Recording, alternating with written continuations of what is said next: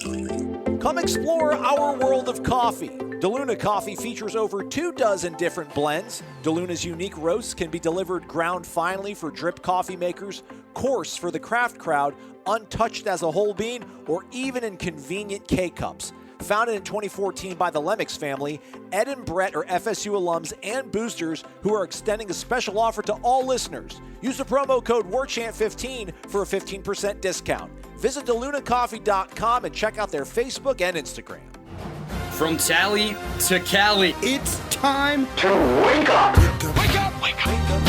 WarChant.com is your ultimate Seminole sports source. And this is Wake Up War Chant, fueled by DeLuna Coffee. Coffee's for closers only. Now here's WarChant.com's Aslan Hajavandi. And Corey Clark.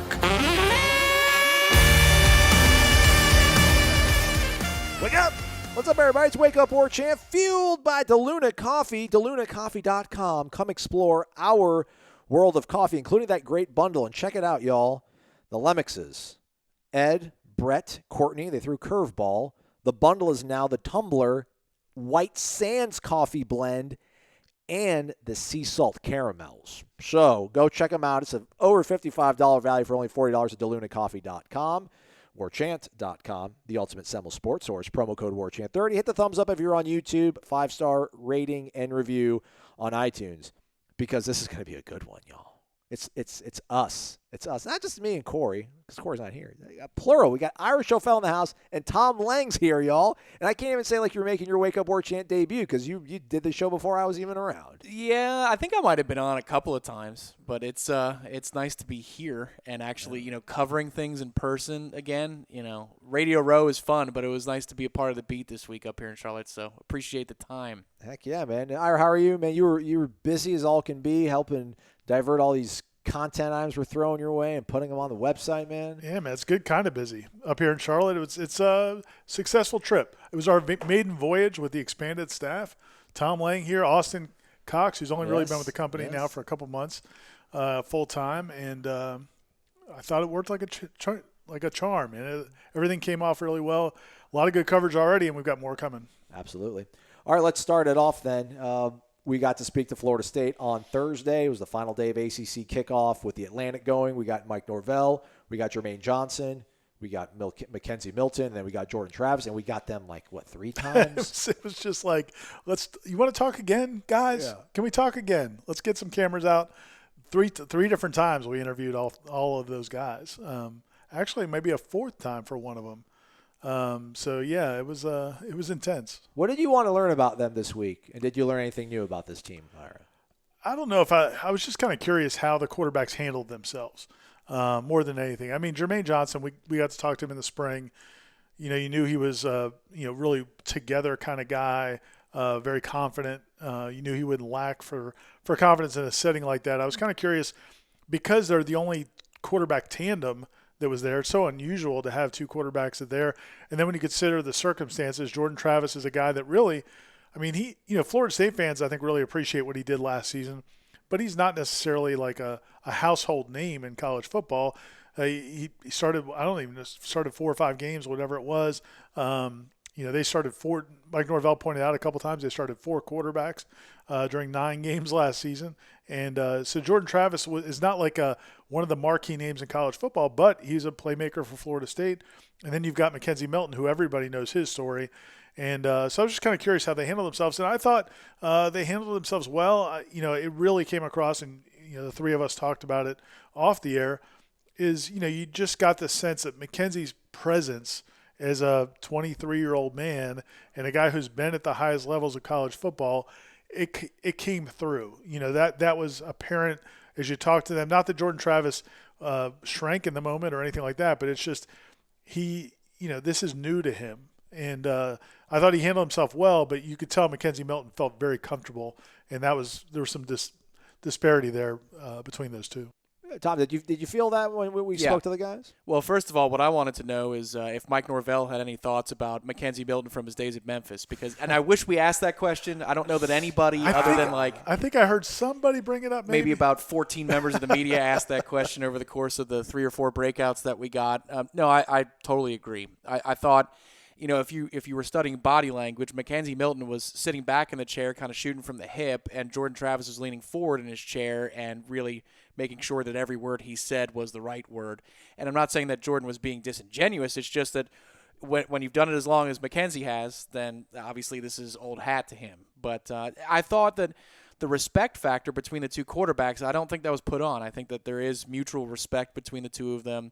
I think it's a good working relationship. It's a constructive working relationship. Sometimes those things that you could tell, it's almost like you wouldn't see it at an ACC kickoff. You'd see it at an FSU media day, or you'd see something more local.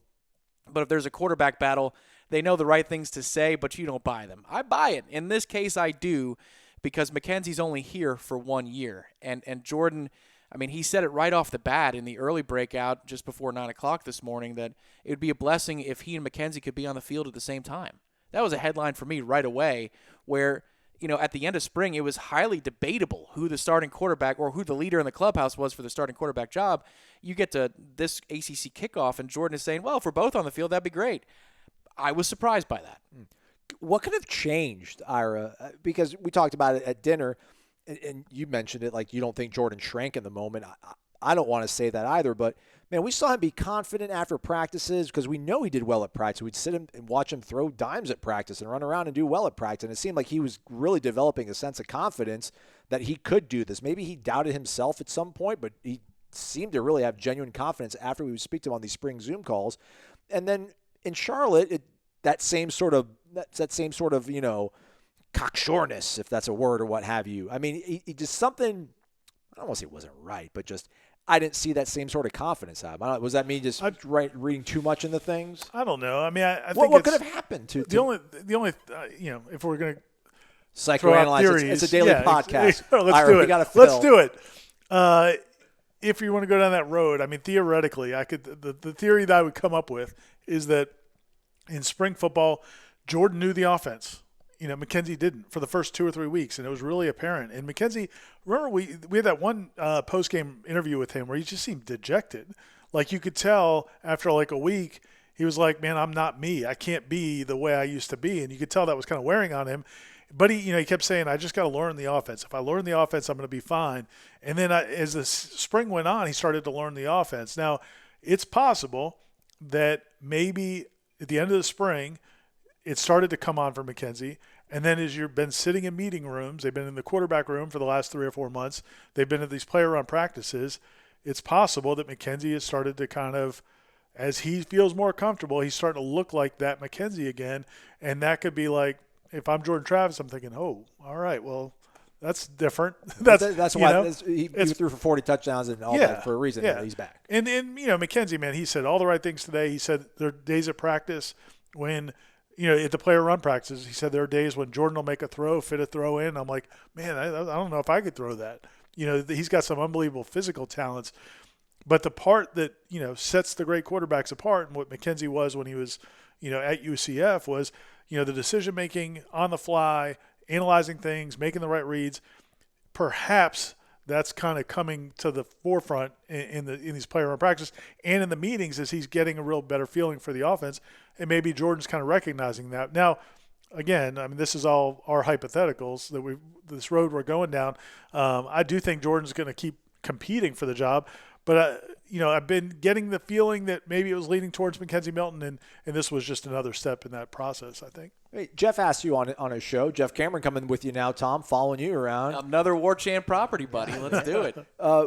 When you did your radio hit, was saying that he felt that as though maybe this was kind of like a way that Jordan almost kind of conceded the competition, but you don't see it that way? Well, I think it's a fine line. I think that Jordan has come to grips with there's a probability, and maybe a pretty good one, that Mackenzie is going to be the starter come the end of fall camp. But that's not a concession because, there are a couple questions asked about they were asking Jordan, all right, well, what's the thing that people don't give you enough credit for? And his answer was my arm. He said, the funny thing was coming out of high school, nobody thought of me as a running quarterback. I was recruited for my arm. And now all I'm talked about as is a running quarterback who can't throw. So, he takes umbrage with certain things, which means that there is still plenty of fight in Jordan as they're entering fall camp. And he even said, I want to see, I'm excited to see how fall camp shakes out. But I think he also, to your point, Ira, and to the point of speculation that maybe some things have happened where he says, man, I've got a big hill to climb. Where I think if we were handicapping it the night of the spring game, even though McKenzie had a really good spring game and some good practices leading up to the final spring practice, so to speak, you might say that Jordan was still a little bit ahead and McKenzie had a little bit. Like, if it's a tie, it's going to go to the grad transfer, but McKenzie still had more to do.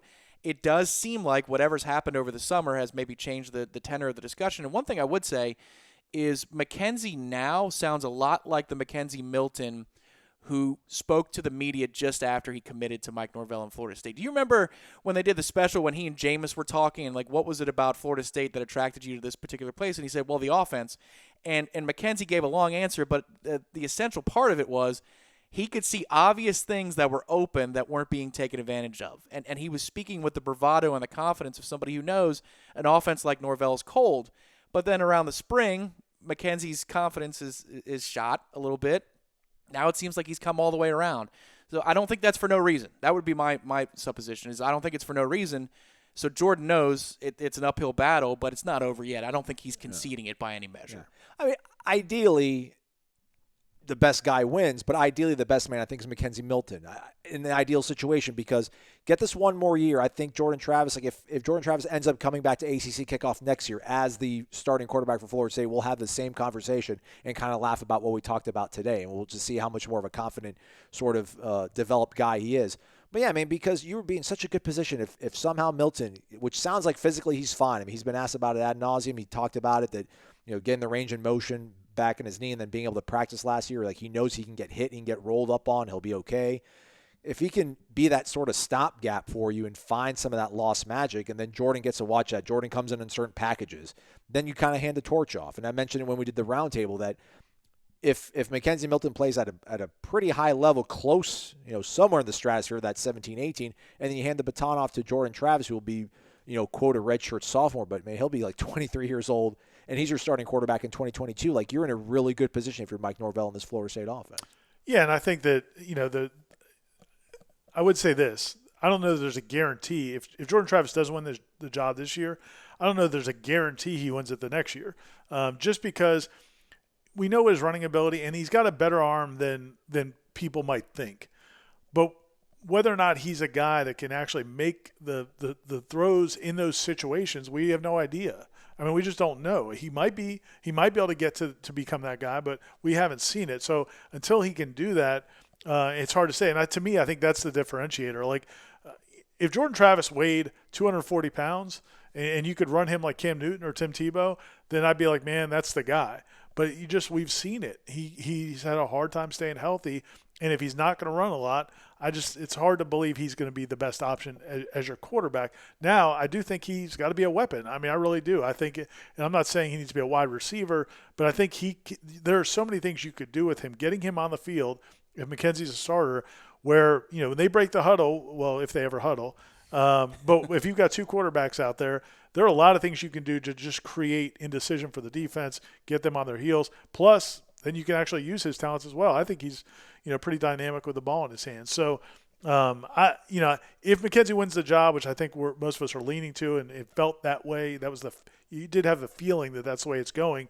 I don't think that means the door is shut on Jordan Travis. I also don't think it guarantees he's going to be the guy next year either. I mean, I think he's still, I don't know. Do you become that kind of quarterback, or will we have already seen it? That's what I don't know.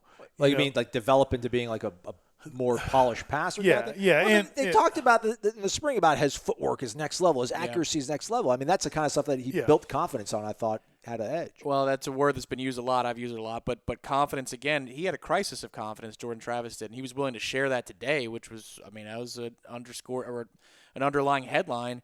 That he was standing at the podium for the TV side of things, and he said, this time last year I wasn't sure I wanted to play football anymore.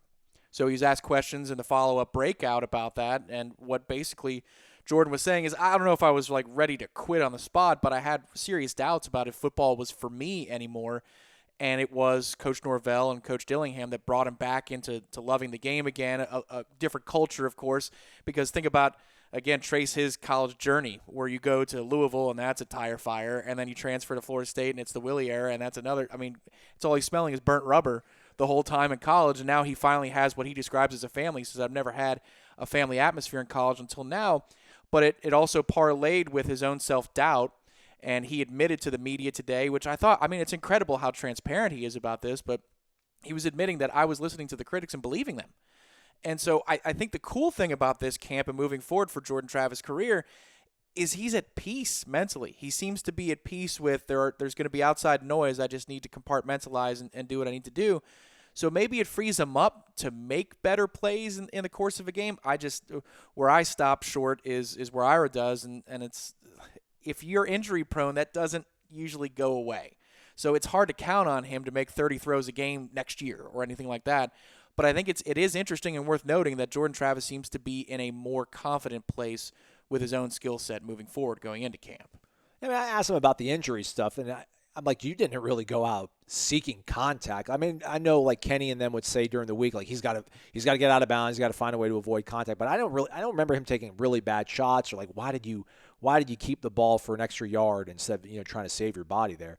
And I'm like, is it really going to be about luck? And I don't know, because I asked him if then I put that thought in his head, but he's like, yeah. I mean, he's like, I landed on my shoulder funny.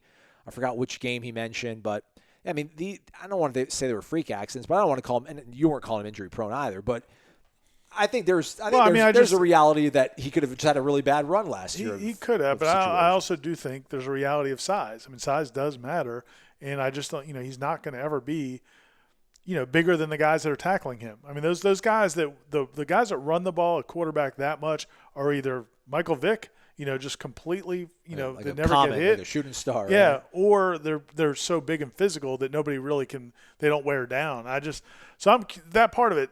I think he's a dynamic player, and if the passing can get there, it can.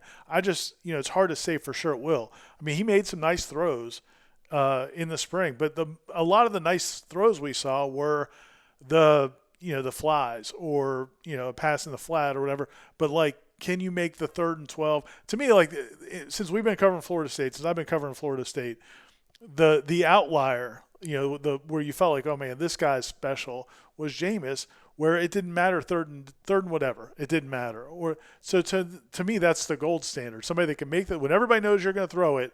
Can you throw it and can you make that play? And Jordan was in some of those situations and they never made the play. So maybe he can get there, but we just haven't seen it. Whereas McKenzie has done it. Now as we were talking about on the car ride up to Charlotte. And I think you guys were talking about it at one point was, it's not like McKenzie Milton's Joe Montana. I mean, his completion percentage was in the mid-50s, right? If it wasn't for Traquan Smith's season. And I'm not trying to pin it all on Traquan, but that year looks very different. It's like there's a 67 and then drops down to a 52, and the more recent year was in the low to mid-50s. So, yeah, I mean, I think there's a lot of boom or bust in his game. If you look at his career sans an NFL wide receiver draft pick. Yeah. Well, yeah, and then maybe they hope they've got one. He talked up Andrew Parchment. I don't know. Yep. Were you They there? both did. They were. He called him a freak and said he takes the top off of defense. And they both said speed, which I was a little surprised about. They said speed. Yeah, you certainly didn't see it from him last year, but bad quarterback I situation. know, for sure. Where were you at the end of spring, Tom? Like, did you think Jordan had slight edge, or did you think it was an even draw, or where were you at? I thought it was Jordan's job at the time. I'm not, putting it in ink, but I thought that he was in the lead because he was more consistent. And it wasn't like he didn't have a couple of good plays in the spring game. Now, if he was awful and McKenzie shows out, then I think it's a clear cut. But I remember doing the post-game show from 51 on Madison after and saying, I don't think this is a done deal. I think even though McKenzie wins the day, Jordan wins the spring. But, that means absolutely nothing as you head into fall camp. But it just, I hate to come back to the same point for like the 5th time. There was just an aura about it today, and I don't know that we ever really discussed it until recently this evening, but it feels like a fait accompli, and I don't know, player-run practices must have gone a certain way that's the way they feel at this moment, but there's no doubt back in the spring, I thought Jordan he had the better spring camp as a whole. I don't think there was much question about that. I also think from an off the field, if that theory is not correct, it could just be a result or byproduct of their personalities. I mean, McKenzie is that guy. I mean, he's whether it was playing football or hang out with his buddies, or if he went to hang out at a frat house at UCF, whatever. I guarantee you, he was that dude that everybody kind of magnetize. He's got that personality. Where Jordan's the guy that's gonna kind of hang back in the background a little bit. So that we could be reading some of that as well, especially in this setting, which Mackenzie was very comfortable with as a 23-year-old who's been at a conference media days before, and Jordan Travis, who a year ago was thinking about quitting football. Can I point out very quickly that when it comes to fall camp of the quarterback battle, we'll be able to see it. So that's kind of nice. That would be to nice. be able to document it week by week. What a difference that would make, right? Can't wait. Defensively, Jermaine Johnson was the lone representative for the defense. How about my terrible question in Norvell? Like, what would you have done? I didn't think it was terrible. It wasn't terrible. And everyone needs to stop laughing at other reporters. It wasn't terrible. Well, why don't you repeat that? Are you going to edit it in, or you want to repeat what you said? Should I put it in there? Yeah, I'll put it in there. What would you have done if you could only brought two players, one offense and one defense? I mean, we're not living in that environment, but if would you have brought one quarterback, or would you have probably just brought a running back or receiver to avoid the questions about who your quarterback's going to be? Well, that's a great question. Mike, I'll answer it when I have to. But what was cool, or my only suggestion would have been, you didn't need to ask a follow-up question. I know. Because that made it feel like you felt like you had to cover it. It's like, dude, it was a fine question because you were putting him on the spot. He wasn't going to take it. Let's move on. So, I just thought it's like, you're two boxers. They end up in the ropes and the guy's hitting him. And all right, come on, break it up. You guys are fine. So I didn't think you needed to follow it up. But no, I didn't think it was a bad question. It's a fair. I mean, you knew he wasn't going to answer it, but it's a fair thing to ponder because I don't know what he would have done. He would have had to bring Devontae Love-Taylor or Jay Sean Corbin, I guess.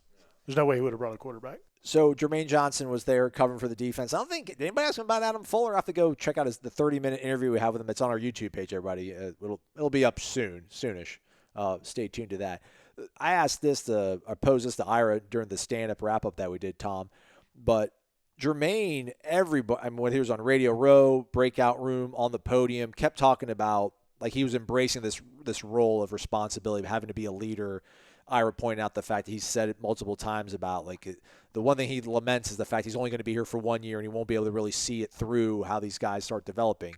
And it does seem really sincere and genuine. Like I joke about the whole mercenary thing, but he seems to really be a guy that's sold out to try to do the best for this team because he knows it's also going to benefit him down the road. I almost feel like he might have the most responsibility, the most pressure on his shoulders because – I mean, that offense, it's going to come down to the quarterbacks, but it's so driven by your head coach that he's going to kind of bear some of the brunt if things don't go the right way. But defensively, man, like this team has looked to him as a leader, and he's been on campus for such a short amount of time that, man, like if he's your top guy, he's the guy that's going to be rah-rah, he's going to be the guy that's going to lead by example. And if he can't produce, I'm not saying that he won't, but those moments, those clutch moments, if he can't get there, how much it's going to bring like the confidence down to the guys around him. Like, is he bearing a sort of, I don't know, like an unproportionate amount of weight, you think, for a guy that's a newcomer on a team? Well, I mean, you asked him the question earlier in the day about being a big fish in a small pond, and I know some Noel fans were like, hey, it's Florida State. No. It's the two deep. Look at the two deep last year, and look at the problems. And Norvell said it today, one of the top priorities of this coaching staff in the offseason, they had to fix the pass rush. They had to get better, and that's where he is very much a big fish in a small pond because – if it's not for outright talent, it's also experience. There is a ton of pressure on him. Absolutely. I mean, if that's outside a quarterback, that is one of the most scrutinized downs, third and long. If you can't get off the field, I mean, what's one thing that people will throw their hands up in the stands about is like, we can't get to the damn quarterback. Why can't we ever get to the quarterback? So because that's a point of polarization amongst the fan base, I think he does bear more than your average grad transfer.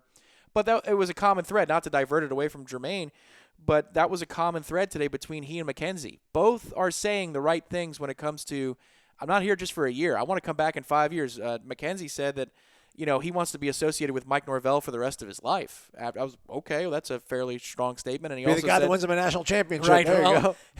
and he said, as long as Norvell's in the chair at Florida State, things are going to be good. You're going to see this thing turn around. And Jermaine said the same thing when he was asked, why did you come here? And when he's at the dais, Pointed he said, at him. That guy over there, he pointed right at Mike Norvell. So the thing that tells me is they know that there's extra weight on their shoulders, but they also weren't sold a bag of goods that they're going to somehow run down the Atlantic crown this year. Like, they know that this is a very transitional state that this program is in, and they buy into it. A lot of times coaches will sell a bag of goods to kids and say, we're one player away and you're that player.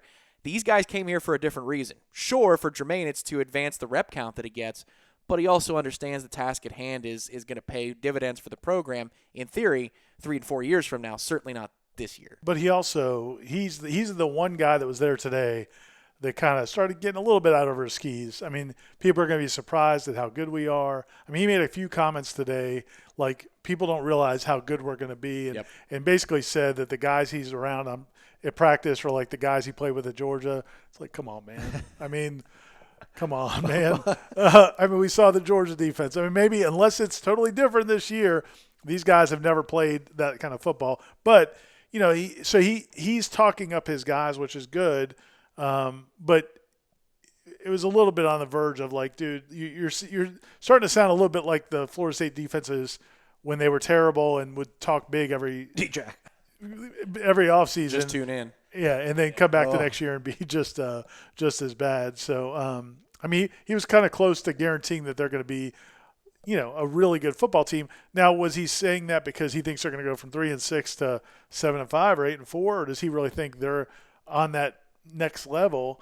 Which, you know, it's hard to even comprehend. But you know, but to the point, the bigger point, I think he really likes this role. I mean, and some people don't. You know, some people don't want to be the person everybody else looks to. They don't want to be especially if they've never really had it before. But he seems to embrace it. And I think you're right, though. Once you get into games, it's one thing to embrace it in the offseason. It's another thing when you have to carry that burden in games.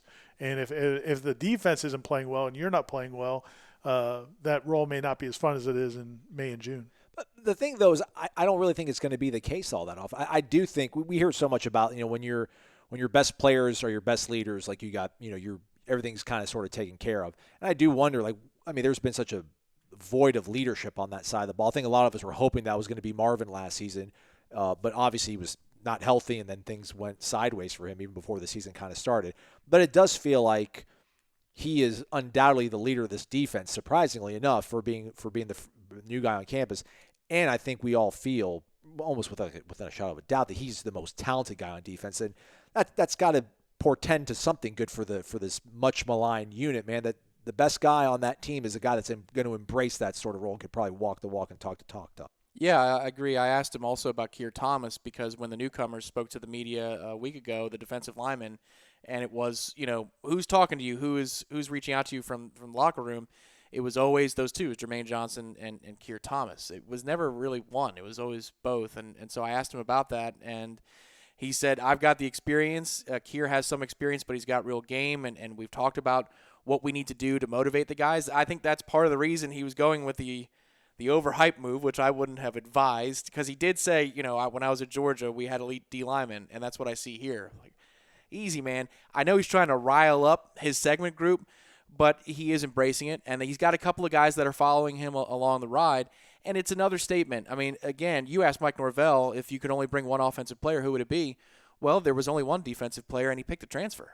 And this is something that I asked Manny Diaz about a couple days ago, Coastal Day, regarding D'Eriq King. I said, what's that like? What's the benefits and what are the difficulties about bringing in a grad transfer at quarterback? And he said, we didn't know how much we needed somebody else from the outside to look at the situation and reset a standard.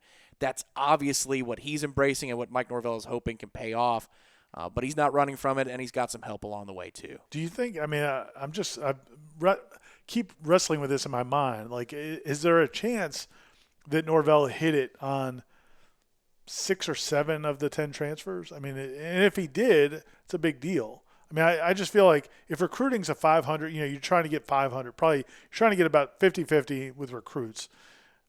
Transfers, I guess you have more information, so you should hit a higher average. 60-40, yeah. So right. So if he gets 7 of those 10 guys that really are what they need them to be. I mean, they've got some guys that really need to be something big. I mean, Dylan Gibbons needs to be really good, and he didn't do that at Notre Dame. He didn't get a chance to, but he needs to be really good. Andrew Parchment needs to be really, really good for this offense. Jermaine Johnson needs to be really, really good for this. Keir Thomas Jamie Robinson needs to be really, really good. So, you know, you would think you're not going to hit on 8 or 9 out of 10 when you get transfers, but if he does hit with 7, and these guys, I mean, the mental side, the maturity side certainly seems to be there. You know, if they hit on 7 or 8 of these guys, it could change our outlooks on what's possible for this team. Well, here's the thing. Is it a quantity or is it a quality thing? Like, do you need to hit on 7 of these guys, or do you need 3 of them? Do you need Jermaine Johnson to be a complete badass? Do you need Mackenzie Milton to be pretty darn good and close to what he was, and Jamie Robinson to like, if those 3 guys can really hit the sort of ceiling that we've set for them, is that more important than – That's a good question. I want to – Well, the one thing I'd say, if you look back at the spring game, and I don't want to, we've seen some of the guys who were MVPs of the spring before, and Rick Leonard was one on the defensive side of the ball, and he ended up being an offensive lineman after that. So it doesn't always, parlay itself into fall results. But I thought that this defense in the spring game did have a little bit more physicality to it. They got downhill a little bit more. It seemed like there was an attitude forming.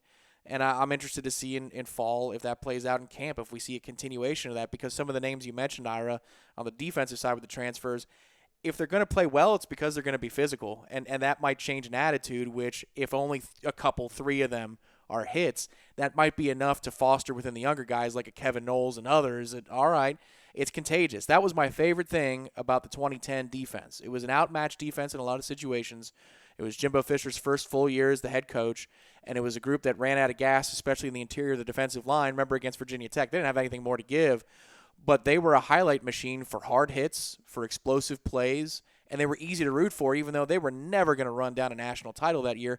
Maybe this team, I don't think they're that talented even as a 2010 group, but maybe they can have that type of identity where they're just a hell of a lot more watchable because a couple of these guys bring that consistently. Yeah, and one thing that on that note, if that theory holds true, I mean, if some of these guys are lacking confidence, the guys that played on that defense last year, you could tell there was guys that lacked confidence. Think of all the plays where, Jarian Jones or Miko Dotson or Akeem Dent or those guys would be in coverage and seem to be in phase and just not make the play, or yank a guy down and interfere when they didn't need to, or hit a guy in the face mask when they didn't need to, whatever.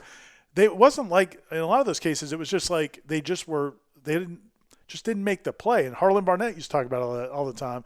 But I was talking to somebody on the staff, during the offseason, and they were saying, some of those guys in that secondary who could play just had no confidence. It was like they were expecting bad things to happen.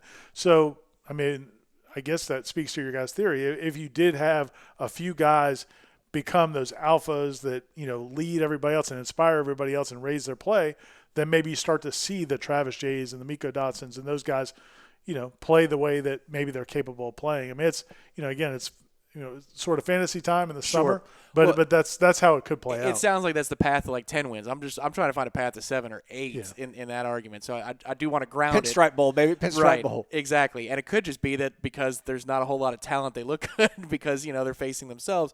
But I mean, if you're trying to be rosy, again, I don't want it to sound like I'm trying to hyper group up defensively that could lead a team to 9 or 10. I'm not looking at that. But if you're trying to come out of the cellar of the Atlantic and be a middling team or an upper half team in the Atlantic, those things they've got to happen. They need to, or else. Just when you thought the chicken sandwich war was over, it's coming back in a big way with Zaxby's new signature sandwich. It's a double hand-breaded filet, split-top bun, 3 zesty pickles, and if that wasn't enough, it's smothered in Zax sauce or new spicy Zax sauce. That's right, it's such a big deal, we made a totally new sauce to give it the kick it deserves. The other guys won't know what hit them. The new Zaxby's signature sandwich. Have you tried it yet? And don't forget to listen in for the Zaxby's indescribably good Player of the Week every Monday on Wake Up War Chant. Anything else Florida State, guys? I need to turn this into my therapy session. We talked about it at dinner, and, we try to provide some entertainment. We try to provide answers more than anything. Infotainment, but more info, answers. I don't have any answers to this. I just have fear and anxiety with the news, all these rumors swirling about perhaps this freaking gorilla elephant hybrid that is the SEC adding Texas and Oklahoma, like a 5 p.m. emergency conference call with the athletic directors or the presidents of the Big 12. Who was it? I mean, what kind of world will we live in, Tom? What kind of world will we live in if Texas and Oklahoma, and say what you will about Texas for our lifetime, you and I mean, only having the Mac Vince Brown Young. spurt and Vince Young. They have a Colt McCoy, but yeah. Yeah, but Oklahoma's a perennial playoff team, and those are my linchpins, Tom. I thought we were going to be able to abscond Clemson and Miami out of this conference, get those two, and then start parlaying some other folks. I mean, we don't know what's going to happen, but there just seems to be so much smoke that your mind starts wandering. So to go through that conversation a little bit, strange bedfellows that Texas and Oklahoma would work together without Oklahoma State, because historically in this discussion, Oklahoma and Oklahoma State were married at the hip. This would be a little bit of going rogue if you're the Sooners, and I'm sure the Cowboys are not thrilled with that. One thing that surprises me is in reading some of the national pundits, and I'm sure all of this by lunchtime tomorrow gets completely changed or updated, but at the time that we're dealing with this topic, I was just shocked that the thought is the SEC, which needs minimum 11 votes from 11 member institutions to bring on Texas and Oklahoma, that they've got 13 out of 14 votes. Like, why would LSU be okay? You know, Texas A&M, of course, is going to say no. But why would LSU be okay with teams to their west just rolling on into the recruiting territory and fortifying their case over the Bayou Bengals? I don't get it. Arkansas, even to a degree. Like, why would you be okay with that? But it seems like the SEC is in full lockstep outside of A&M, who, I mean, it was the A&M reporter for the Houston Chronicle that originally started this whole thing. Why is it that it just seems to be a walkover of a vote? If I'm the SEC and protecting my interests, sure, some school member institutions would be all for it, but I'm just stunned that that's the case. And what does that mean moving forward? How many institutions, if this happens and there's a domino effect, are more willing to make changes than we even know? Because this came out of nowhere, and it feels more seismic than it did 10 years ago when we first started talking about conference alignment. I felt like that was more bark than bite. I feel like this is a ton of bite for college football moving forward. I wonder how much that's Twitter, though, because when the first realignments have happened in 2010, I don't think Twitter was nearly as strong as it was. Right. But my timeline went on Wednesday from the condolences and the sort of the sad thoughts about Coach Bowden's battle with his illness to instantly it just flipped to did you see this about Texas and Oklahoma? Texas and Oklahoma going to SEC, oh my gosh, what's going to happen? I mean, it was crazy, and maybe that's to Tom's point. Maybe it really is more seismic. I don't know how much of it's social media being the stronger bullhorn, but. This is and it's also because it's a media days week with the SEC media days, and we're all definitely hanging out together and echoing. The timing was definitely interesting. When it was released in the middle of all these conference media days, and the Big 12 had just gone. The SEC was in the middle of it. Sankey was going to talk that next day at SEC media days, and so you're saying it's calculated? Maybe somebody trying to sabotage them, but I think I don't know, man. It's a huge deal. I mean, it's obviously a huge deal. And, I think from what the initial reports from that meeting, which was the ADs and presidents and chancellors were on that call from the Big 12, the early reports mostly was just talking about, okay, what are our options legally and financially if they try to leave? Because Texas and Oklahoma were not on the call. So the conversation was like, okay, what can we make them – what can we enforce in our contracts, and what kind of money would we get? Well, I mean – the thought with the original grant of rights in the ACC was that nobody's going to leave because you're not going to want to pay $35 million or whatever it is. The Big Ten said, hey, Maryland, we'll stroke you a check for $30 million or whatever. And so Maryland bailed. That agreement didn't stop them. Now, I don't know how punitive the SEC's is, or the Big 12's is. And the other question is if Texas and Oklahoma leave, does that league just dissolve? And if so, who do they even pay the money to? But because some of those other schools may look to find new homes as well. In the ACC right now, schools in the ACC are locked until 2035, 36. So you're talking about 15 more years that you'd be giving away your rights to all your television revenue. So it's cost prohibitive. I don't know what the penalty would be in the Big 12, but that's kind of what they're discussing. But you would think if the SEC, the Texas people and the Oklahoma people know what that contract says. So if they've gotten to the point where it was being leaked out, the SEC's probably already told them, yeah, we'll make it work. We don't care what that is. We're going to make it work. So I don't know that that's going to be the thing that holds it back. I don't know. I mean, the fact that it's this far along makes me think that there's a good chance it's going to happen. And then the question is, what does that do to these other leagues? I mean, and the SEC's already, as you said, the 800-pound gorilla. Now it's a 1,200-pound gorilla.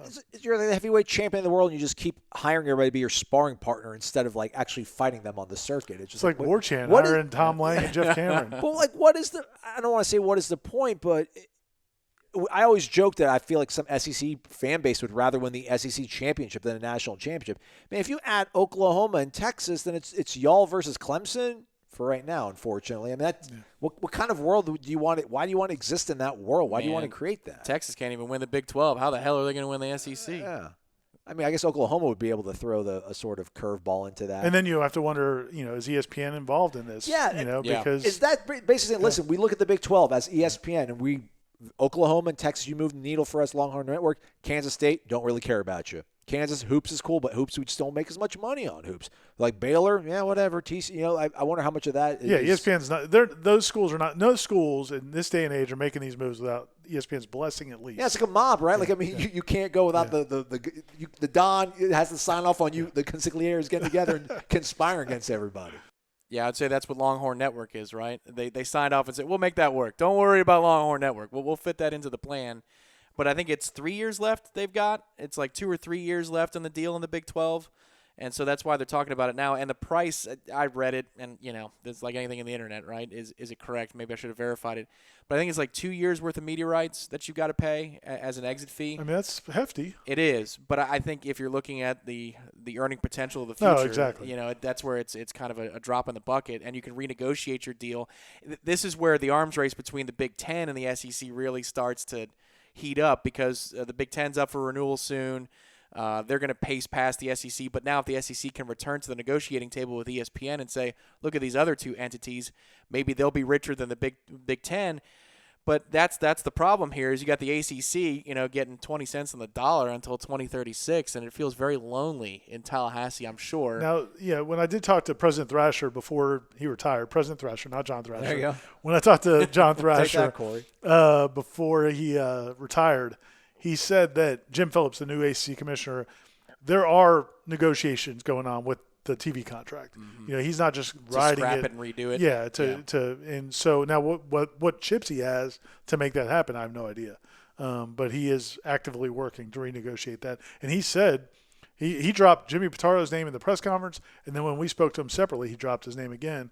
So clearly he's on the speed dial. They're trying to work some things out with ESPN to improve the deal. They have to. It's not sustainable as it is, let alone you let the SEC add Texas and Oklahoma.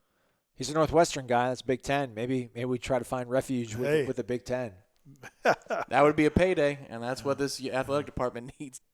I can't wrap my head around because I thought the next logical move was like the autonomous five, like the Power Five was going to break away from the NCAA. Yeah. There was going to be this sort of football only entity, and it was going to be this more expanded playoff, and now it's almost seems like the 12-team playoff is now just the SEC, and we're just gonna we're gonna play in the Holiday Bowl and then watch them all hacking away on New Year's Day. But we'll see how it goes. Again, to Tom's point, by the time you guys are listening to this, maybe it's all for naught.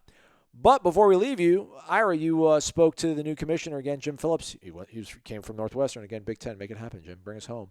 What were your takeaways from him? Pretty sharp guy. He seems like a pretty sharp guy. He's well-respected, obviously. His first really big event as the ACC commissioner being at kickoff. Yeah, and I mean, talking to some of the people from FSU and other people in the league, just media types, I think everybody they had heard him say these things privately about how important football is, but they were a little bit surprised for him to be so forceful about it at this event. In that city, yeah.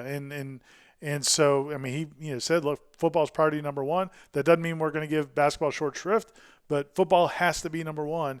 And, from all indications, he's given that message to everybody, at every school. And when I talked to him, he said, they're getting that message. I can tell they're getting that message loud and clear. And he said, the conference has to do more. It's not just about the league schools. The conference has to do more to help the football product and the image of the conference. So it was good to talk to him. He said, look, when I came down to Tallahassee, one of the first things that they talked about, and he goes, I knew it was an issue that Comcast wasn't carrying the ACC network in some of these communities. He said, but when you go there and you hear everybody you talk to is like, hey man, when are we going to get the ACC network on Comcast? He said, obviously that's the top priority. So yeah, man, he's got a lot on his plate. It sounds like he didn't, from what we gather, it didn't sound like the ACC was clued in that this was going to be happening. So he got thrown a big curveball in the middle of his first ACC kickoff to hear about what's going on in the SEC. But Yeah, he definitely seems an impressive guy, and you know, I think he's I think you feel better about his leadership than you would have, you know, the former leadership. John Swofford was still in power. Swofford's your guy. At the end of his tenure, though, it was time. It was time. Yeah. But yeah, I think he's going to do a good job. But man, he's got a lot of things to figure out. Gentlemen, thank you. Here now, Ira 101 with ACC Commissioner Jim Phillips. We did get to see you when you came down and visited, and it's kind of a weird time for Florida State because you had one president leaving and a new president coming in. Have you had conversations with the new president? And what's that? I haven't. No, I've reached out. We've exchanged some messages. We haven't talked on the phone, but yes.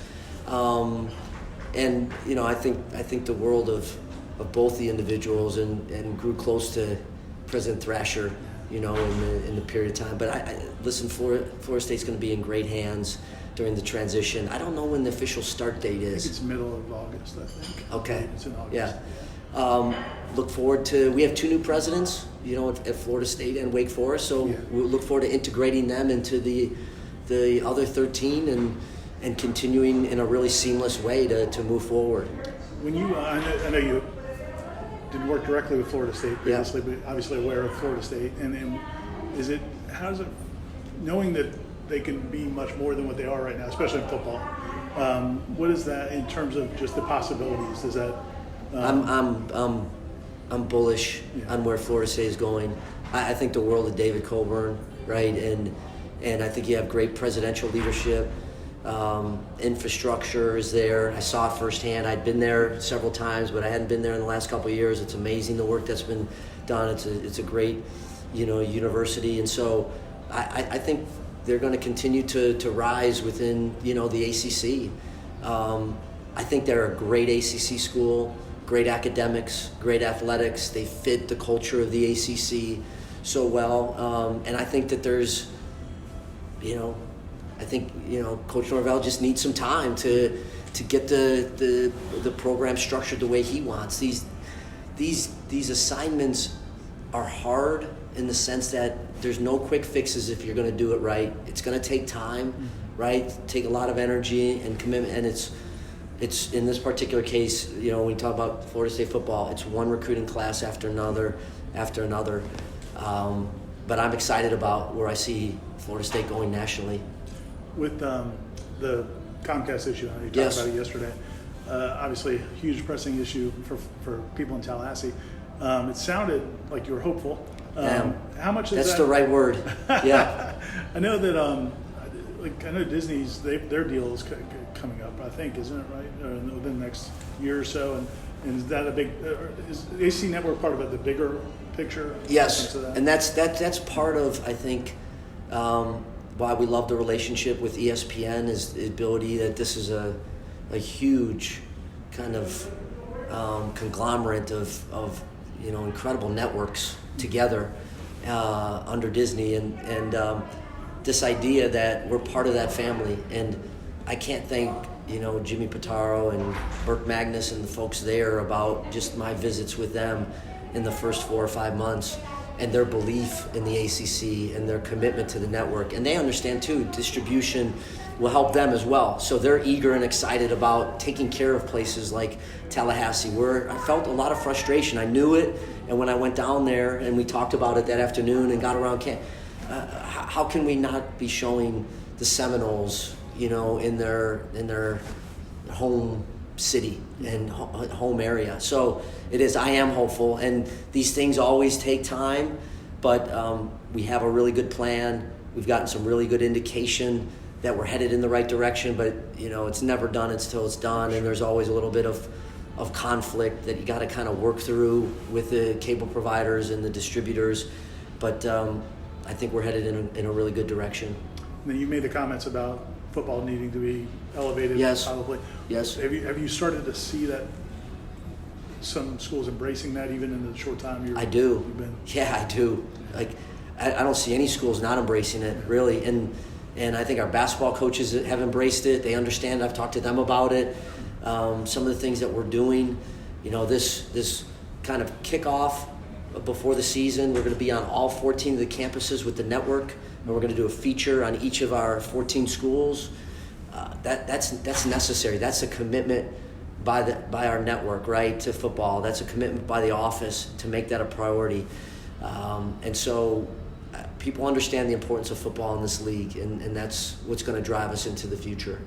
I know there's still some uneasiness about the COVID and everything. Yeah. But just having this event, how gratifying is it to be It able to is. force How about for you? Yeah. Right? Sure Isn't it is. great? There's a sense of normalcy, right? Interaction. We're really in the grand ballroom together with, 500-600 people, right? And you and I are together. We were in Mass the last time we were together, right? So yes, and that's, I'm so prayerful and so hopeful for the fall, because I think you and I both know what college football means, college sports means, even our other sports that are so excited, the soccers and such that are played in the fall, volleyball. That we need a little luck, and we need science to continue to work in our favor, but we need our Saturdays back for our people to tailgate and get into our venues and celebrate and enjoy the sport that brings us together. The last thing I have is hearing when you came to Florida State, some of the student athletes were impressed that you gave them your number and wanted them to reach out. Of course. To you. Why is that important? It's I love the question. Like, it's a great question. When you peel back all of the issues in college sports, or positive and negative, you peel back the pageantry, right, the optics on it. At the heart of it are these 10,000 kids, and our commitment to supporting them at a really important time in their life, really at a critical juncture, and to support it in a way that's facilitated through education. They're coming to Florida State because they want to get a great education and play a sport. And we have a responsibility, I have a responsibility to do everything I can in order to support and promote that type of experience for them. And that's why I want to personalize it with them. I want them to know who the commissioner is. I want them to have access. I have a couple of my 5 children that are student athletes in college right now, and I live it at home. I see it at home, and I want to know that they're being taken care of and they're in good hands. And it's never going to be perfect, right? There's going to be bumps and challenges along the road, but in the end, that's why we all do what we do. WarChant.com is the ultimate inside source for FSU football and recruiting. And now you can get in on the action for free for an entire month. WarChant.com is offering a risk-free 30-day trial subscription. Get full access to the #1 website covering the Seminoles just by entering the promo code WarChant30. That's WarChant30. Sign up and get in on the world's most active FSU message boards. Receive breaking news, stories from our award-winning staff, plus get exclusive interviews and videos. Just enter the promo code WarChant30. WarChant.com, your ultimate Seminole sports source.